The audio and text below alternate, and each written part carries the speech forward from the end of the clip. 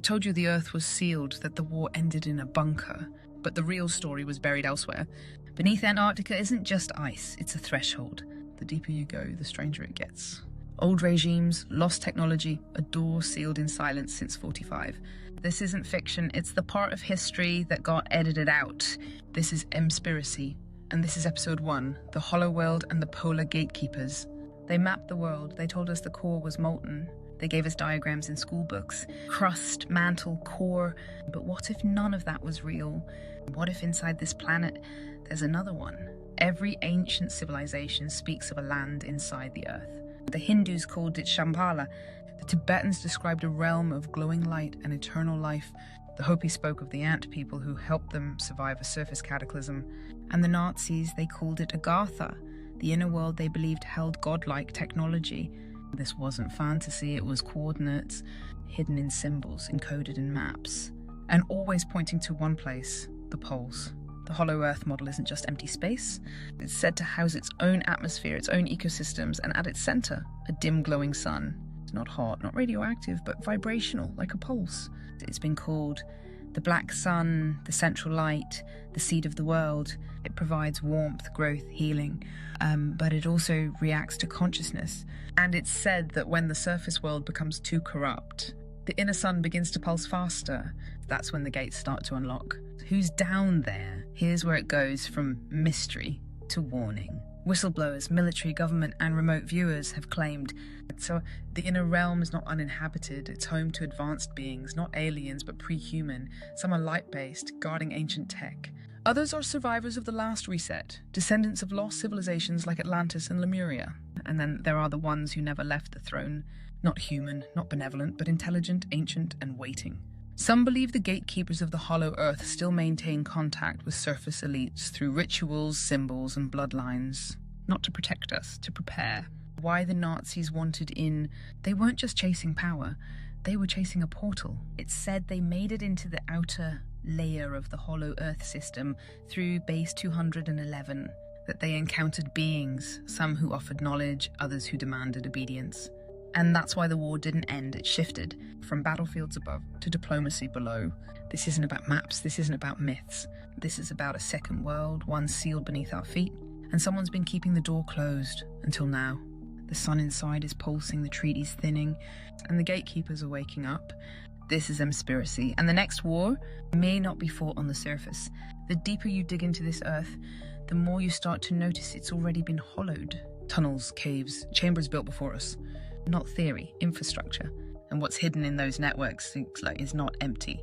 There are massive underground tunnel systems that stretch across continents, from Tibet to Turkey, from South America to Antarctica, from Giza to the Grand Canyon. Some are natural, most are not. We've found chambers sealed with metals that don't rust, corridors too smooth for ancient tools, networks that mirror the human nervous system, and nearly every major military base is located directly above one of these systems. Coincidence or containment? The symbols that aren't just symbols. Inscriptions have been found deep underground. Spirals, triangles, cubes, serpent coils, black suns. They match carvings from Sumer Egypt, Mesoamerica, and Antarctica. Not just decoration. These are resonance maps, codes, keys, instructions for how to interface with the network. But not all who read them come back sane. What lives between the layers? Not everything down there is stone. Some of the tunnels are alive, or at least reactive. There are reports of walls that shift over time, structures that rearrange based on vibration, and corridors that were there one day and gone the next. It's said some beings don't walk in straight lines, they move through frequencies, and when you step into the wrong space, you're in their domain, and they don't forget. Who's guarding it now? Who's holding the door? The entrances aren't open, they're sealed by markings hidden in architecture, lineages tied to ancient keys, and organizations that pretend not to look too closely. And yet, every time a cave unexpectedly collapses, every tremor in a zone where no one's allowed to fly, every expedition that goes dark and quiet, it's not coincidence, it's a pattern. A warning, don't enter or don't return. The earth beneath your feet, it's not what you were taught. It's built in layers, it's humming, it's intelligent. You were never meant to get this far, but you did. And now you've felt the pulse under the surface. This is Emspiracy, and what comes next was never written in the books. It's carved in stone. You've seen the tunnels, You felt the hum beneath the crust. You know the door is real, but who opens it? And why do only certain names, certain families, and certain frequencies seem to pass through untouched? There are myths of those who tried. Adventurers, soldiers, seekers. And then there are those who were invited. Not because they had tools, but because they had the code. Names that echo through old empires. Bloodlines that trace back to Babylon. Families that have always been at the top, but no one really knows why. They don't knock, they're already inside. The key is in the blood. Ancient lore speaks of the mark. Not a tattoo or a brand, but a genetic resonance.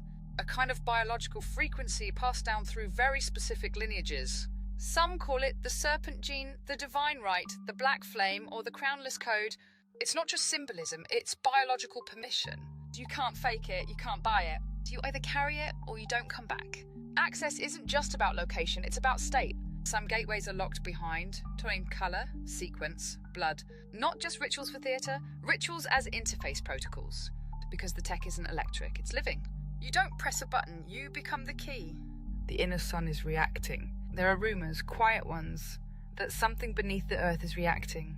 The inner sun isn't just light, it's memory, it records vibration. And lately the pulse is changing. Faster, hotter, louder. And some believe it's not rising because of climate, it's rising because something's waking up. And the ones with the codes, they're already gathering what they know that you don't. They've told us the surface is all there is. But the ones who hold the bloodline keys, they've been preparing for the return. Because once the resonance is high enough, the gates don't stay sealed, and whatever is down there comes up, not for war, for inheritance. Because the surface was never the kingdom, it was the farm. They carry the codes, they speak the tones. They perform the rituals. But the earth remembers everyone. They've kept it buried for centuries, frozen, sealed, out of reach. But the ground is shifting, the resonance is rising, and the inner world isn't sleeping anymore. This is Mspiracy, and this is the inversion, the awakening below, and the final recall. When the poles reverse, everything changes. The ancients spoke of it. A time when the north becomes the south. It's when everything flips. When what's below rises and what's above falls. This isn't just magnetic, it's dimensional. Because when the poles reverse, the field breaks, and when the field breaks, the gates open. Not metaphorically, literally. The system resets, and the watchers return. They don't speak like us, they don't move like us, but they listen. To tones, to frequencies, to fields of intent, and something is broadcasting. It's not a transmission, it's a recall. A low pulse echoing through the crust, calling those who went underground to return. And this time, they're not coming back as kings, they're coming back as inheritors. The surface isn't ready. They've distracted the masses with devices, dopamine, division, fed them lies about space, time, history. But the truth is beneath their feet, and soon, they'll feel it, in the sky, in the soil, in their dreams. Because the inversion doesn't just flip the poles, it flips the veil. And suddenly people start to see what's always been there. Structures, symbols, signals. And the ones who never left. You weren't meant to know this. You were meant to laugh at this, to dismiss it, to call it sci-fi, fantasy, madness. But something in you remembered, and that makes you a problem. Because the moment you remember, they lose control of the field. And if enough people remember, the gate doesn't just open for them, it opens for you. The inversion is coming, the pulse is rising, the gates are warm, and the ones who sealed it are gathering to unseal it. But what they don't expect is that some of us never forgot. Some of us were always listening, and some of us were born to meet them at the gate.